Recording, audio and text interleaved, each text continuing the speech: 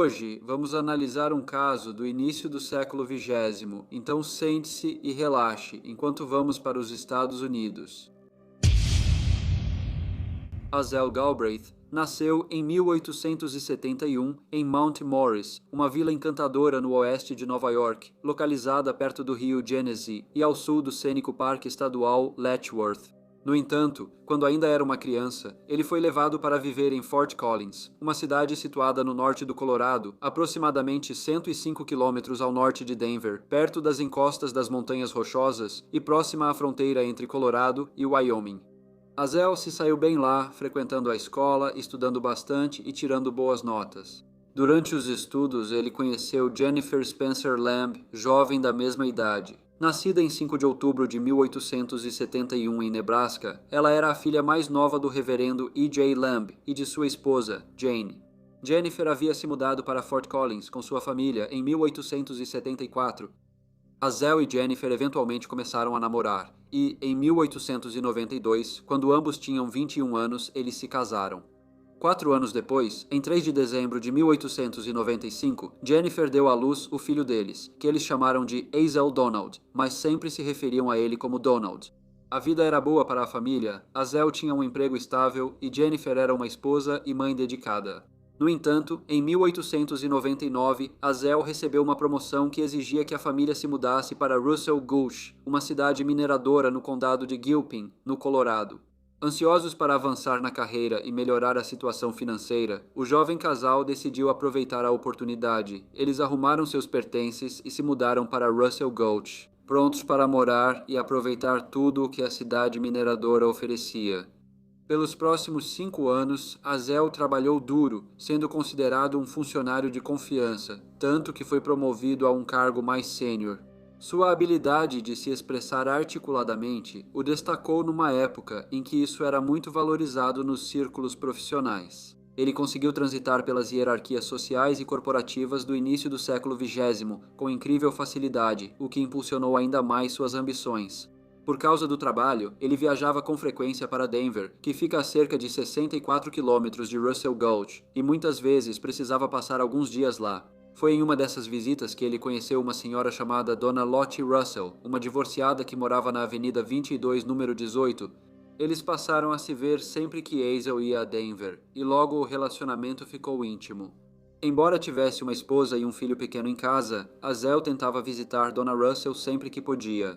No entanto, ele não estava sem remorso, e para tentar afogar seus sentimentos de culpa, começou a beber. Ele parecia completamente apaixonado por Dona Russell. Ele lhe comprava presentes e por 2 vezes levou-a para Buffalo, viajando no trem-leito e ficando em um hotel de luxo. Mas quanto mais ele se aprofundava nesse relacionamento imoral, mais ele bebia. Agora, os gastos de Azel eram maiores do que seus ganhos. Ele precisava conseguir dinheiro, então, sem realmente pensar, começou a descontar cheques do seu empregador, Sr. A.J. Richards, que era dono da mina Topeka em Russell, Gulch. Essa atividade fraudulenta continuou por várias semanas antes que o Sr. Richards descobrisse o que estava acontecendo. Ao descobrir o que Azel havia feito, o Sr. Richards o demitiu imediatamente. No entanto, sem o conhecimento do Sr. Richards, Azel conseguiu roubar alguns cheques em branco, então ainda tinha meios para continuar suas atividades fraudulentas. Em vez de contar à esposa que havia perdido o emprego, ele preferiu manter a aparência de que ainda trabalhava na mina. Ele decidiu fazer isso até encontrar outro emprego, ou pensar no que deveria fazer em seguida. Ele ainda estava bebendo e agora tinha começado a apostar. Apesar das inúmeras dificuldades pessoais que enfrentava, incluindo problemas financeiros e pressão crescente, Azel tentou demonstrar uma aparência de normalidade, mesmo que a situação estivesse começando a dominá-lo. Na manhã de quarta-feira, 9 de março de 1904, ele e sua esposa, Jennifer, estavam deitados na cama, discutindo seus planos para o futuro. Jennifer ainda não sabia da recente demissão do marido e do estresse que o perturbava profundamente, consumindo seus pensamentos e minando sua estabilidade emocional.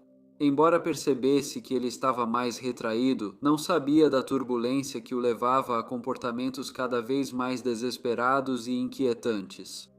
Enquanto Azel continuava falando, ele tentava sutilmente distraí-la, no momento em que ela se virava. Ele alcançou a gaveta ao lado da cama, pegou uma pistola e atirou na cabeça da esposa.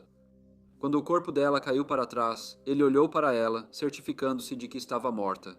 Depois, ele colocou o corpo dela na cama e a cobriu com um lençol para parecer que dormia.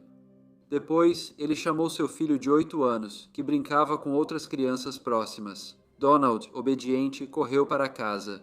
Azel disse para ele sentar entre ele e a mãe na cama, dizendo que precisava conversar sobre algumas coisas com ele, e Donald obedeceu. Como seu pai pediu, Azel apontou para a janela, e quando o menino olhou, Azel atirou na cabeça do filho.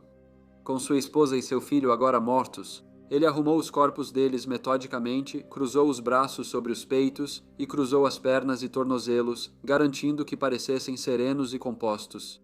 Em seguida, ele calmamente pegou as balas disparadas da cama e as colocou nos bolsos. Depois, ele se vestiu antes de procurar todo o uísque da casa e, quando encontrou, bebeu tudo. Depois, ele viajou a curta distância até Idaho Springs, onde ficou bebendo pelos próximos dias antes de seguir para Denver no dia 14 de março. Ao chegar em Denver, ele foi direto para o Hotel Brown Palace e continuou bebendo. Com a redução dos recursos financeiros, ele ficou desesperado por dinheiro. Em um momento difícil, ele penhorou a aliança de casamento da esposa, que tirou do dedo dela após seu crime mais terrível. Após beber mais, ele enviou um bilhete para Lottie Russell, pedindo que ela conseguisse uma carruagem e o buscasse em um salão. Ela fez o que ele pediu, e depois de dar algumas voltas tentando fazê-lo ficar sóbrio, ela e o cocheiro o ajudaram a entrar em casa. E, enquanto faziam isso, ele disse: "Se você soubesse o que eu fiz, não teria me deixado entrar na sua casa." No entanto, a Sra. Russell ignorou os comentários dele, achando que eram apenas divagações de um bêbado. A Sra. Russell tinha um irmão chamado Ernesto Williams, e após iniciar seu relacionamento com Azel, eles se tornaram grandes amigos. Tanto que, quando Ernesto o viu naquele estado tão ruim, não hesitou em lhe emprestar dinheiro. Em troca, Ernesto recebeu uma nota de venda dos bens domésticos de Azel. Azel garantiu a ele que, como ele e a esposa estavam separados, nenhum dos dois tinha mais utilidade para aqueles itens. Ernesto, ansioso para pegar essas coisas, foi com Azel até sua casa na noite de 1º de abril para recolhê-las. Azel insistiu que eles precisavam completar a tarefa tarde da noite, pois alegou que, se alguém os visse removendo os móveis, isso poderia atrair a atenção de outros credores que poderiam causar problemas para ele. A casa estava estranhamente silenciosa, era como se alguém tivesse saído às pressas sem limpar nada, era pequena. Enquanto Ernesto via os móveis que poderia levar, Azel avisou que não entrasse nos quartos, pois esses móveis estavam reservados para outro credor e não podiam ser tocados. Embora Ernesto achasse isso um pouco estranho, ele não questionou. Mal sabia ele que o verdadeiro motivo era muito mais sombrio e sinistro do que ele poderia imaginar. No dia 8 de abril, os detetives de Denver confrontaram Azel. Eles se aproximaram dele com um mandado, prontos para prendê-lo sob a acusação de roubo de seu antigo empregador. Sua tentativa de escapar das consequências de suas ações finalmente chegou ao fim no dia seguinte, após saber que Azel havia sido preso. A senhora Samantha Hughes, cujo marido era dono da propriedade onde ele morava com a esposa e o filho, foi até a casa. O aluguel não havia sido pago, e ela não via a Sra. Galbraith nem seu garotinho há algumas semanas. Ela bateu na porta, mas não houve resposta. Depois de esperar alguns instantes, ela usou sua própria chave para entrar. Ao olhar em volta, ficou evidente que ninguém estava morando ali. A maior parte dos móveis havia sumido, e o silêncio era perturbador. A Sra. Hughes sentiu que algo não estava certo. Mas quando ela entrou no quarto, deparou-se com uma cena horrível e trágica. Os corpos de Sra. Jennifer Galabra e seu filho estavam deitados, sem vida, na cama. A passagem do tempo não fez nada para obscurecer o horror de suas mortes. A descoberta causou choque em toda a comunidade. Essa revelação confirmou a natureza hedionda dos crimes e intensificou o sentimento de traição e incredulidade entre quem conhecia a família. As pessoas se perguntavam como Dona Galbraith e seu filho puderam ficar mortos na casa por tanto tempo, sem que ninguém demonstrasse preocupação com o paradeiro deles. No entanto, foi confirmado que Azel havia dito a todos que perguntaram que sua esposa e seu filho tinham ido passar um tempo em Boston. Essa explicação parecia plausível e foi eficaz em desviar suspeitas. Assim, a verdadeira razão do desaparecimento deles permaneceu oculta até que a descoberta sombria foi feita. Azel foi informado pelo chefe Armstrong e pelo capitão Connor que encontraram os corpos de sua esposa e filho. Ele fez uma confissão completa com um charuto na mão e, às vezes sorrindo sem hesitar, relatou os detalhes horríveis. Ele afirmou ter atirado primeiro na esposa e depois no filho. Ele disse que seu relacionamento com a Sra. Russell o levou por um caminho destrutivo depois que perdeu o emprego. Ele começou a beber, e o fato de não poder mais sustentar sua família o deixou profundamente envergonhado e constrangido. Em uma tentativa equivocada de proteger sua esposa e filho da desonra, ele os matou. Ele disse que também planejava tirar a própria vida, mas não conseguiu. No bolso do casaco, a polícia achou uma nota de suicídio e balas iguais às usadas nos assassinatos de Jennifer e Donald. A polícia, porém, questionou se o real motivo dele era querer ficar com a Sra. Russell. Azel foi levado para a cadeia central da cidade, onde ficaria detido até o seu julgamento. Quando a notícia do crime hediondo cometido contra uma mulher e uma criança se espalhou, a comunidade ficou indignada. A raiva do público aumentou e houve um clamor crescente por justiça com as próprias mãos. Para garantir sua segurança e manter a ordem, 20 delegados armados foram destacados para cercar a cadeia. Essa presença de segurança formidável era necessária para impedir que uma multidão enfurecida fizesse justiça com as próprias mãos e executasse o homem detido por conta própria. As autoridades queriam garantir justiça pelos meios adequados, apesar do desejo da comunidade por retaliação imediata. O xerife Cross viajou para Denver para se encontrar com a irmã de Azel Galbraith, depois de ler nos jornais sobre as mortes de sua cunhada e de seu sobrinho. Ela informou ao xerife que tinha $600 disponíveis para o uso do irmão, caso ele precisasse. Ela era uma das poucas pessoas dispostas a ajudá-lo. No dia 15 de abril, houve uma audiência preliminar e, mais uma vez, uma multidão furiosa se reuniu do lado de fora do tribunal, exigindo justiça com as próprias mãos. Quando o vice-promotor perguntou ao Sr. Galbraith como ele se declarava, Azel respondeu: "Pelo que eu sei, sou culpado." Ele foi então novamente detido na cadeia do condado e encaminhado para a sessão de junho do Tribunal Distrital. O julgamento começou no dia 15 de junho, em meio a muita expectativa. No primeiro dia, o tribunal estava lotado de espectadores, muitos dos quais vieram especificamente para ver Dona Lottie Russell, uma testemunha-chave da acusação. Porém, o andamento do processo decepcionou quem esperava uma longa batalha judicial. O julgamento terminou em apenas 2 dias, e a esperada defesa de insanidade de Azel Galbraith não chegou a se concretizar. Após apresentar apenas algumas testemunhas, a defesa rapidamente encerrou seu caso. Após uma deliberação de menos de 1 hora, o júri voltou com um veredito declarando o réu culpado de homicídio em primeiro grau. O réu foi então levado novamente para aguardar a sentença. No dia 7 de julho, ele voltou ao tribunal, onde o juiz anunciou que Azel Galbraith seria enforcado por seus crimes, e a data da execução foi marcada para 16 de outubro e seria realizada na prisão estadual do Colorado, em Cannon City.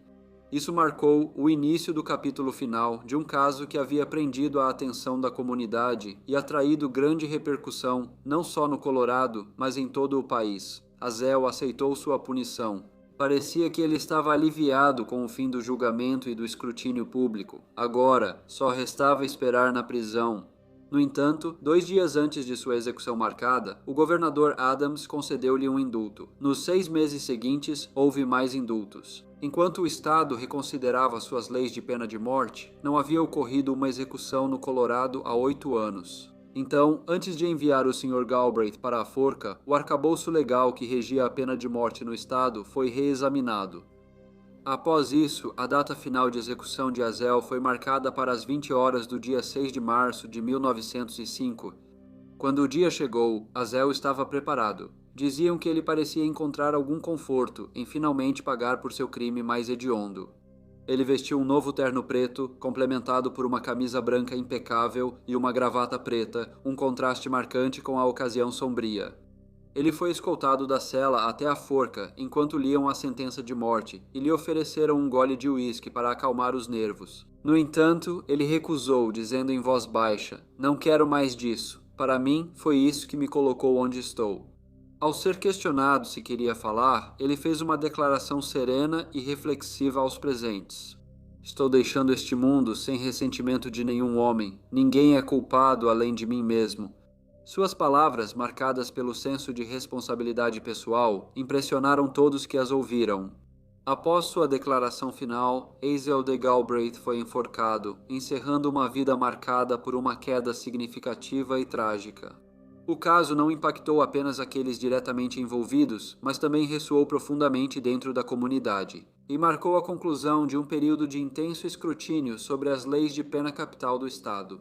Azel foi sepultado em Woodpecker Hill, uma seção do cemitério dos pioneiros de Greenwood, designada para prisioneiros. Sua esposa e seu filho foram enterrados no cemitério Grandview, em Fort Collins, no Colorado. Olá a todos e muito obrigado por ouvirem. Como de costume, por favor deixem qualquer comentário ou sugestão que vocês tenham e espero ver todos vocês novamente no próximo Briefcase.